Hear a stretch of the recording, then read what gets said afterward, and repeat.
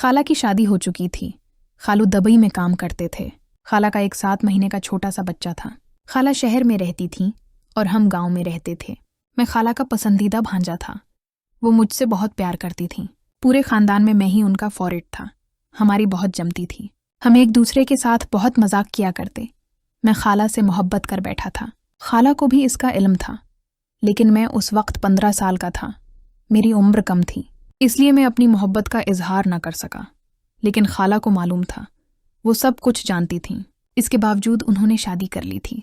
हालांकि शादी को 3 साल हो चुके थे। अब जाकर खाला को औलाद नासिब हुई थी। मेरे खालू नहायत ही दरवेश किस्म के आदमी हैं। ये उन दिनों की बात है जब मैं यूनिवर्सिटी से फरी हुआ था। मेरी तालीम मुकम्मल हो चुकी थी और मैं घर पर फारिग था। नौकरी की बातचीत चल रही थी, लेकिन अभी कुछ फाइनल नहीं हो पाया था। एक रात खालू का फोन आया। उन्होंने मेरी उम्मी को बताया कि माया, खाला का नाम, इस वक्त बहुत अकेली हो गई है। जैसा कि आप जानते हैं, मैं काम के इस सिलसिले में दुबई होता हूँ। मेरी आपसे एक मदद चाहिए।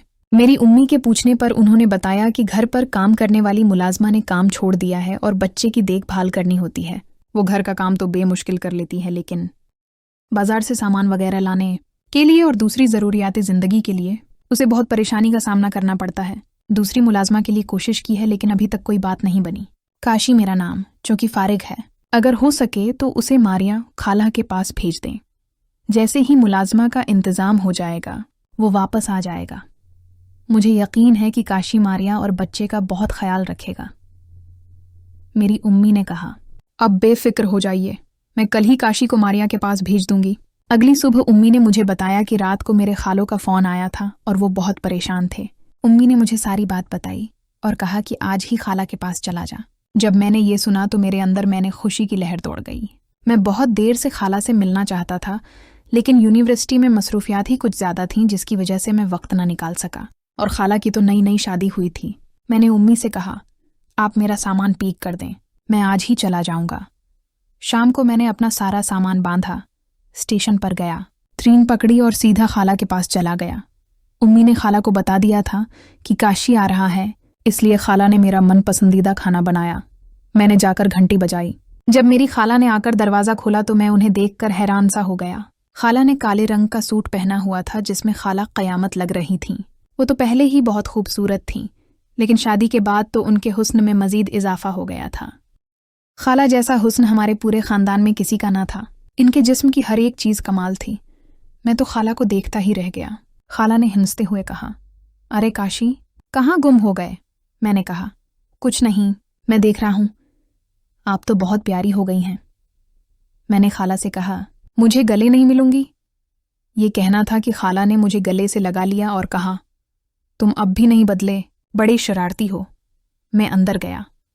छोटू सो रहा था तो मैंने उसे जाकर गोद में उठाया और कहा, ये तो बिल्कुल आप पर गया है। खाला ने कहा, चलो बातें भी करते रहोगे और खाना भी खाओगे। फिर मैंने खाना खाया।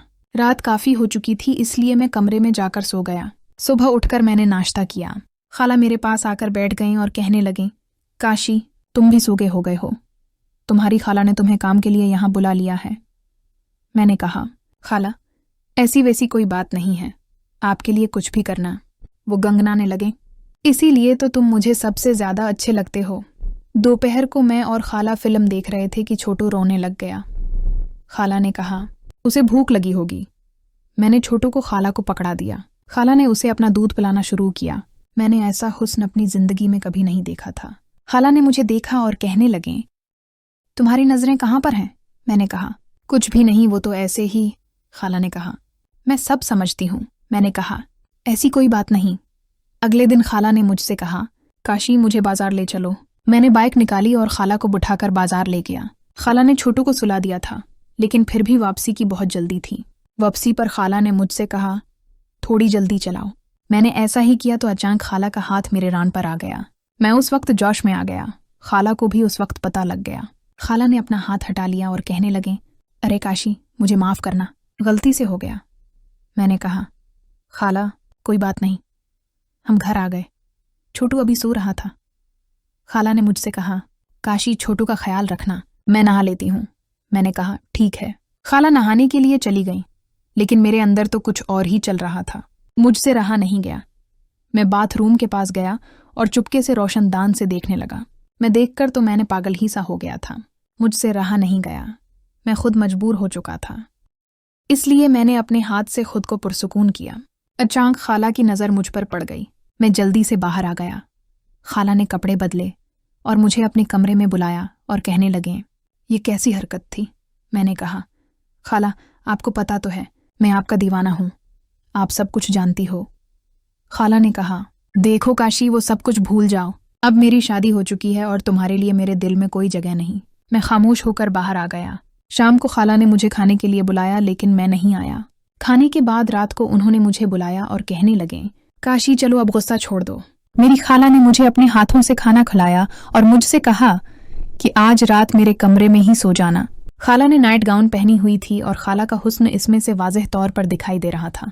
मैंने कहा, आप इस नाइट गाउन में तो क़यामत लग रही हो।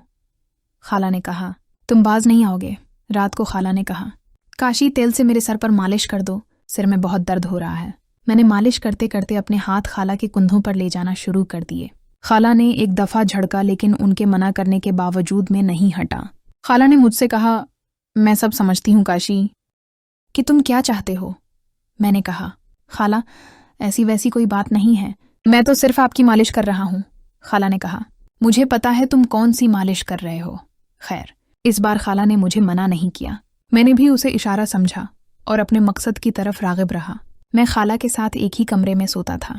रात को जब भी किसी चीज़ की ज़रूरत होती तो मैं खाला के लिए वो चीज़ ले आता। अब मेरा मामूल बन गया था कि जब भी खाला छोटू को दूध पिलाते तो मैं अपनी निगाहें वहीं रखता। वो जानते हुए भी कभी कुछ ना कहती, बस मुस्कुराती रहती। एक दिन उन्होंने कहा भी, तुम्हारी ये आदत कब जाएगी? मैंने जवाब दिया, शायद कभी नहीं। खाला, वो खामोश हो गए। एक रात छोटू बहुत रो रहा था। खाला उसे चुप करा नहीं पा रही थी। मैं भी जाग गया। मैंने कहा, शायद उसे बुखार है। मैंने हाथ से उसकी पेशानी छुई। वाकई वो गर्म था। खाला घबरा गईं। मैंने फ़ौरन ही अपने खालों को फ़ोन किया और सूरत हाल बताई। उन्होंने कहा कि फ़ौरन डॉक्टर के पास ले जाओ। मैंने खाला को समझाया, गाड़ी निकाली और उन्हें और बच्चे को अस्पताल ले गया। डॉक्टर ने चेक किया और कहा कि ये आम बुखार है, घबराने की कोई बात नहीं। दवाई दी गई। वापस घर पहुंचे तो सुबह के 3 बज चुके थे। खाला ने कहा, आज तुमने बहुत मदद की काशी, तुम ना होते तो मैं समझ नहीं पाती कि क्या करती। मैंने कहा, खाला ये तो मेरा फ़र्ज़ था, आपके लिए तो मैं कुछ भी कर सकता हूँ। मेरी बात सुनकर वो थोड़ी देर खामोश खड़ी रहें, फिर अचानक उनकी आंखों में आंसू आ गए। उन्होंने कहा, तुम जानते हो काशी, कभी कभी ज़िंदगी बहुत अजीब होती है। मैंने पूछा, क्यों खाला? उन्होंने जवाब नहीं दिया, बस अपने कमरे में चली गईं। अगले कई दिनों तक खाला कुछ अजीब सी थीं। कभी कभी गौर से मेरी तरफ देखते और कभी खुद ही मुस्कुराते। मैं समझ नहीं पा रहा था कि ये सब क्या हो रहा है। फिर एक दिन खालों का फ़ोन आया कि उन्हें मुलाजमा मिल गई है और मैं चाहें तो वापस आ सकता हूँ। खाला ने फ़ोन रखा तो उनका चेहरा उदास हो गया। मैंने पूछा, क्या हुआ खाला? उन्होंने कहा, तुम्हारे खालू कह रहे थे कि तुम वापस जा सकते हो। मैंने कहा, क्या आप चाहती हैं कि मैं चला जाऊं? खाला ने कोई जवाब नहीं दिया, बस अपना सर झुका लिया। वापसी से एक रात पहले खाला ने बहुत अच्छा खाना बनाया। छोटू सो गया तो वो मेरे पास आकर बैठ गईं। उन्होंने कहा, काशी, तुम्हें शायद पता नहीं कि तुम्हारे यहाँ रहने से मुझे कितनी मदद मिली है, न सिर्फ घर के कामों में बल्कि वो रख गईं। मैंने कहा, बल्कि क्या खाला? उन्होंने कहा, बल्कि तुम्हारे होने से मैं खुद को अकेली महसूस नहीं करती थी। फिर उन्होंने एक गहरी सांस ली और कहने लगे, तुम्हारी वो पुरानी आदत, तुम्हारी वो नज़र, मैं जानते हुए भी नाराज़ नहीं होती थी। शायद मुझे तुम्हारी ये तौजा अच्छी लगती थी। ये कहकर वो उठीं और चली गईं। अगली सुबह मैंने सामान बांधा। खाला खामोशी से मेरा सामान तैयार करने में मेरी मदद करती रहीं। गाड़ी आने से पहले उन्होंने कहा, काशी, तुम्हें एक बात याद रखनी है, तुम हमेशा मेरे लिए ख़ास रहोगे, लेकिन ये जो कुछ हुआ, ये हम दोनों के दरमियान एक राज है, हमेशा के लिए। मैंने हाँ में सर हिलाया। गाड़ी आ गई। मैंने छोटू को गोद में लिया, उसे प्यार किया। फिर खाला की तरफ देखा। उनकी आंखें नम थीं। मैंने कहा, अल्लाह हाफिज़ खाला। वो मुस्कुराएं और बोलें, जाओ अपना ख्याल रखना। मैं गाड़ी में बैठ गया। जब गाड़ी चली तो मैंने पीछे मुड़कर देखा। खाला दरवाजे पर खड़ी मेरे जाते हुए देख रही थीं। ان کے ہونٹوں پر ایک مبہم سی مسکراہٹ تھی اور آنکھوں میں ایک ایسا ایکسپریشن تھا جسے میں آج تک نہیں بھولا۔ یہ میری خالہ کے ساتھ آخری ملاقات تھی۔ اس کے بعد میں نے انہیں کبھی نہیں دیکھا، لیکن وہ راتیں، وہ لمحے، وہ نظریں، وہ آج بھی میرے ذہن میں تازہ ہیں۔ کبھی کبھی سوچتا ہوں کہ کاش وقت لوٹ آتا، لیکن پھر خیال آتا ہے کہ بعض یادیں ہی کافی ہوتی ہیں اور بعض راز ہمیشہ راز ہی رہنے چاہیں۔